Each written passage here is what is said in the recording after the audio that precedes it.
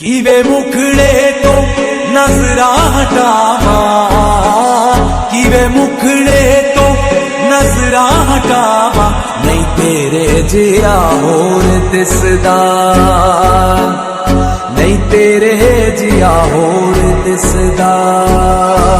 मीरा के प्रभु गे